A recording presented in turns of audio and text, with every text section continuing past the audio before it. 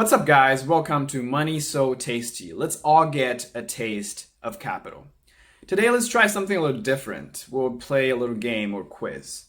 What do you think is good debt? And what do you think is bad debt?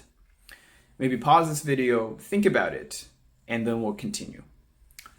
Now, so many fellows, when they're doing investments, when they're buying a home, when they're doing overall financial planning or asset allocation, have asked this question. What is good debt and what is bad debt? And some fellows have told me they have gone onto the internet searching for different kind of answers. They heard from their family and friends, and they heard very different answers.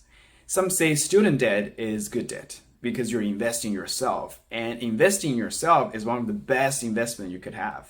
While some others say student debt is bad debt because it's charging you a lot of interest. While others say real estate debt is good debt because it allows you to put only a certain percentage of capital and you can use debt to accelerate your wealth accumulation when the real estate property value goes up. While others say real estate debt or mortgage is really a bad debt because if you look at how much interest you're paid over 20 to 30 years, it's probably enough to buy another property. So are there any clear-cut rules you can use to distinguish good debt from bad debt? Okay, so today we'll chat about what's up with debts. And we'll share with you 3 simple rules you can use immediately to separate the good debt from the bad debt. At the end of this video, we'll also share with you a debt ranking. It's sort of interesting to look at what are some of the good debts, what are some of the bad debts, and how do they compare, forming a complete chain of rankings. And we'll also share with you, if you have bad debt, how you can convert it into a good debt. If this is your first time to our channel, this channel is all about sharing on your journey to financial freedom. What are the money-making or investing mindset you need to have? What are sort of the common pitfalls you want to avoid? So if you want to become financially free with us naturally, then make sure you're subscribed to this channel, give this video a thumbs up, and open your little bell notifications so you will never miss another pie in the sky. Now, first, let's talk about people's attitude towards debts. Now, some people really like debt. They embrace debt, while some other people really hate debt. So I've seen some people who have 5 or 6 real estate properties without a single penny of debt or mortgage.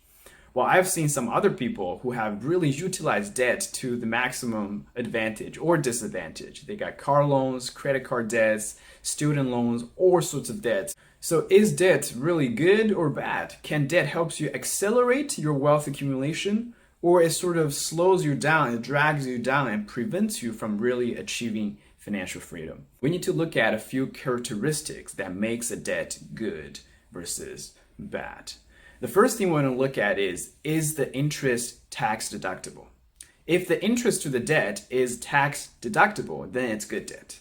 Otherwise, it's bad debt.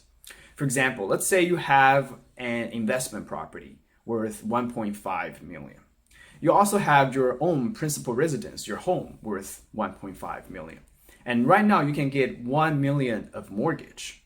So would you rather put the 1 million of mortgage on your investment property or on your principal residence? Think about it. So if you put your 1 million of mortgage on your 1.5 million of investment property, because your investment property generates income, or it's for the purpose of generating income, for example, you're probably collecting rent, then the interest from your 1 million of mortgage is tax deductible. Let's say your mortgage interest rate is 2%, and 2% of a million is 20,000. So that means you can deduct off 20,000 worth of investment income when you file your taxes. This one decision you're making can probably save you a few thousand to $10,000 worth of taxes every year. Congratulations. The second point you want to consider to see whether this is a good debt versus bad debt is often good debts, their interest rate should be less than the rate of your return from your investment. Now let's use the same investment property example. You think by investing in this investment property, you can get a return of 5% or 6% a year. And then you look at your mortgage, which is 2% or 3% a year. So the 2%, 3% is less than the 5% or 6% return you can get from the investment property. So it can accelerate your wealth accumulation. On the other hand, if your mortgage interest rate is 7% or 8% or even 9%, then that's greater than the investment return you think you can get from your investment property of 5% and 6%. In this case, it might not be a good debt. Now, some people might find this really astonishing, right? A mortgage rate of 7% or 8%. But certain people, if they don't qualify for the usual mortgage, the low interest mortgage of 3%, they might need to go through to get those high interest rate mortgage or even private lendings to satisfy their debt criteria in order to buy a home. And those can often go as high as 8%, 9%, or even over 10%. Okay, now some fellows probably say, okay, I get it, right? It's super easy, I understand. I want to making sure my investment return is greater than my interest from my debt so I can accelerate my wealth accumulation. Try to see if the following scenario applies to you or any of your friends. I've seen it many, many times.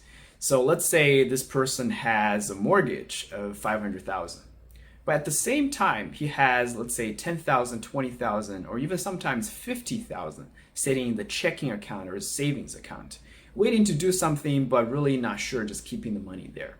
Well, if you think about it, you're really borrowing at 2 to 3% of the mortgage rate to invest those $20,000, $50,000 in a checking account, savings account investment, which generates you usually less than 1% return. So now that 2 to 3% of debt interest rate is higher than your investment return. Okay, so now you're probably thinking, wow, yeah, that's right. How can I avoid something like this? Don't worry.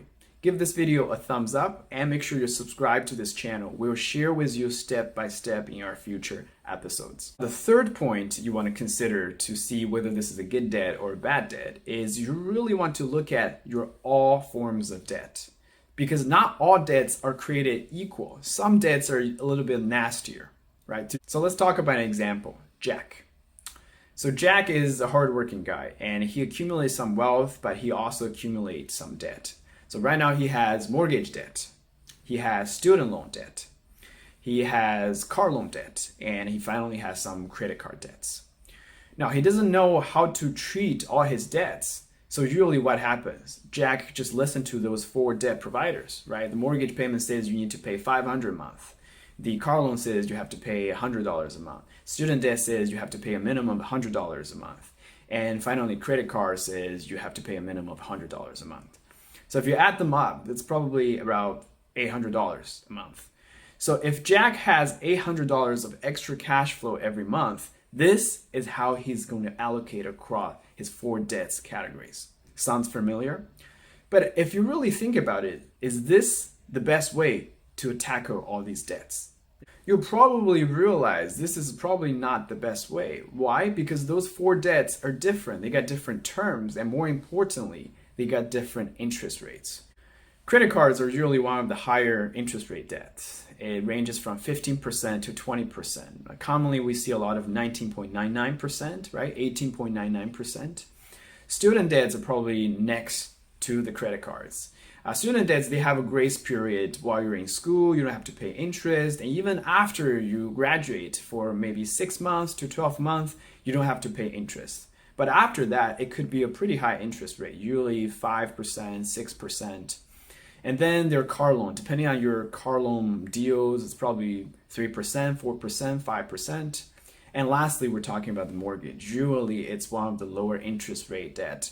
Probably right now it's probably around 3%, right? 2 to 3%. So what Jack should really do is go talk to the mortgage provider and try to refinance. Say if he can get another $40,000, $30,000 from his mortgage, and then use those $30,000, $40,000 to pay off all other debt, credit card debt, student loan debt, and car loan debt. This way, he's essentially combining all forms of debt into the mortgage debt, and he's going to save a lot of interest. By just doing this one action, he can probably go from paying all the debts in 30 years to probably 5, 6 years, or even 10 years faster. This is what we call debt consolidation.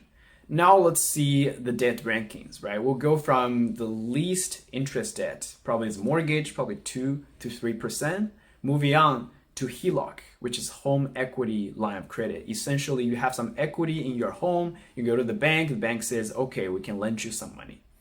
So that's similar to mortgage, but probably a little bit higher interest rates. And then you're moving into the general lock, which is line of credit. You don't have something collateralized. You're just going to the bank asking for a loan. And you're probably looking at anywhere from 3 to 5% now, and in general, probably 5%, 6%, and about in the same category as car loans and student debts, right? Usually in the range of 4% to 6%. And then you move into credit cards, which, like we said, is about 15% to 20%. And lastly, we go to this thing called payday loan, which is one of the highest interest rate debt you can probably get for yourself. Usually it doesn't seem like a lot because you're only lending for 14 days and you're basically paying interest for what, $30, $40. But if you put it in annual terms, they can range from 50% annually to even 100%, 200% annually.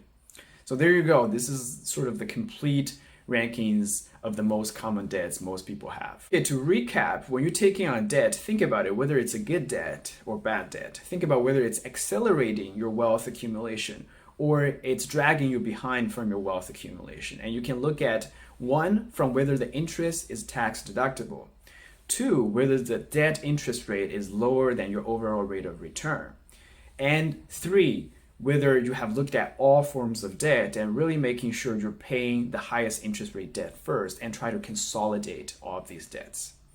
Okay, that's it for today, guys. What is your thoughts, views, and funny or interesting stories relating to debts, good debts or bad debts? Please share your comments below. On our journey to financial freedom, we need to form some good habits. So why don't we start with those 3 little habits? If you haven't done so, make sure you're subscribed to this channel so you will never miss another pie in the sky.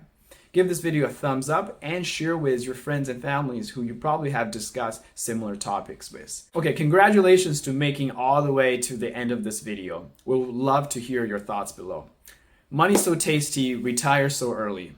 Until next time, remember, you are freer than you think.